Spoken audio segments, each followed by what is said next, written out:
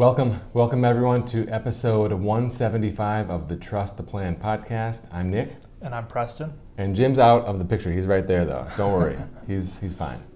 But today we brought Preston in because he has some exciting news to share.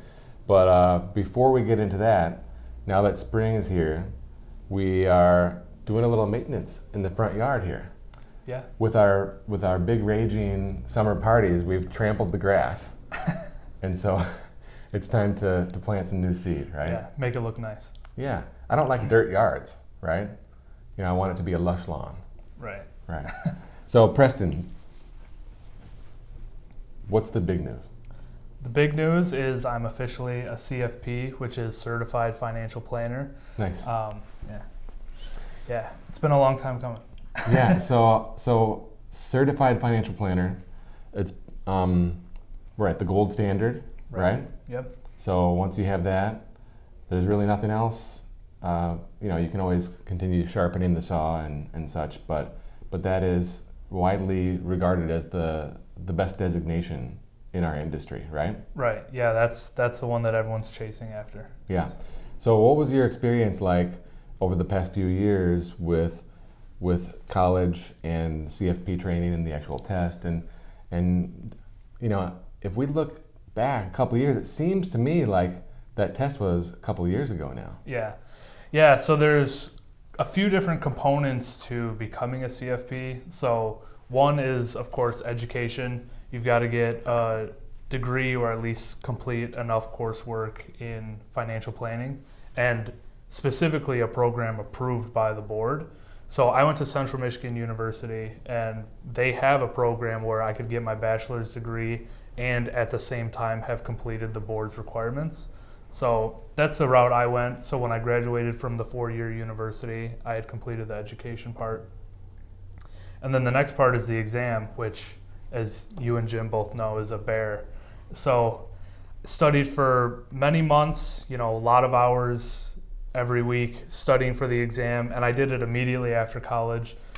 I graduated in May 2021, started studying July, took the exam in November, and passed.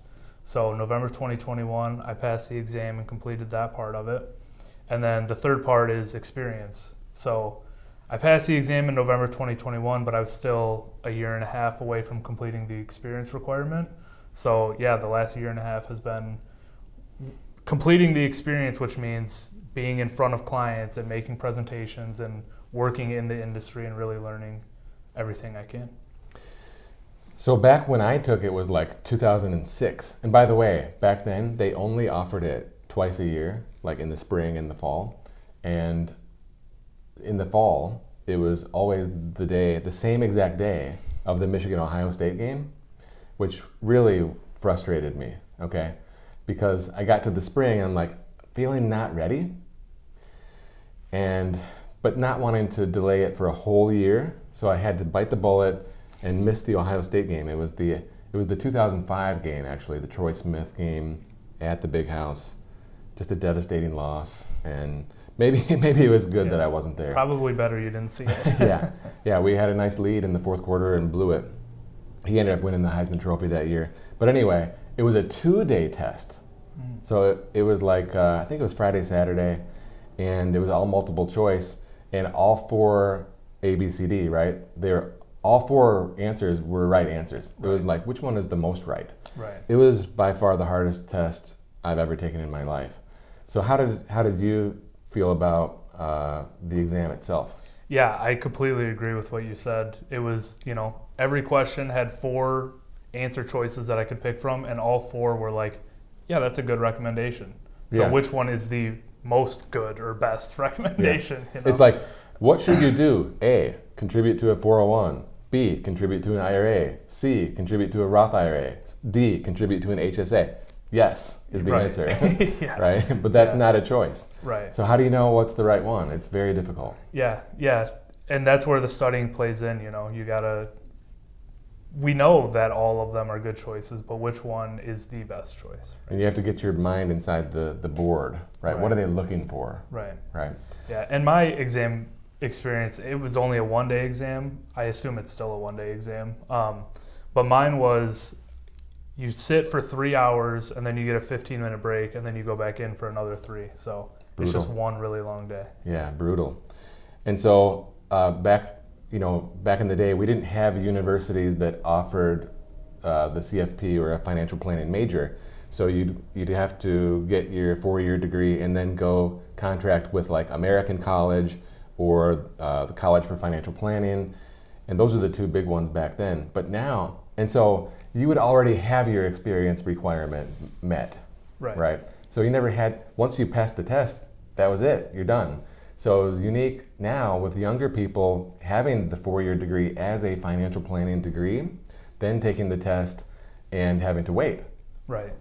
Yeah, very unique. And there's still not a ton of colleges that offer it, but many, many more are offering it. So yeah, in Michigan, I think there's only a handful, like Central, Michigan State, maybe Oakland.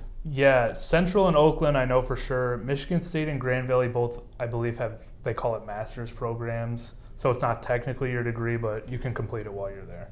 I've also read about PhD programs in financial planning. Yeah, there's a big one at Kansas State I've read about.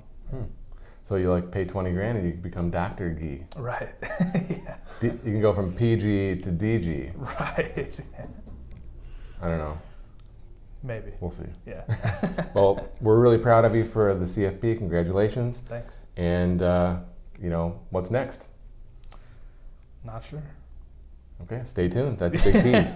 Big tease for next week, right? Right, yeah. All right, I have some ideas for you. Okay. All right. All right, until next time, hey, drop Preston a line. What is it, preston@peakwm.com? Yep, yeah. Yeah, drop him a line of congratulations. Yeah. Until next time, we'll talk to you later.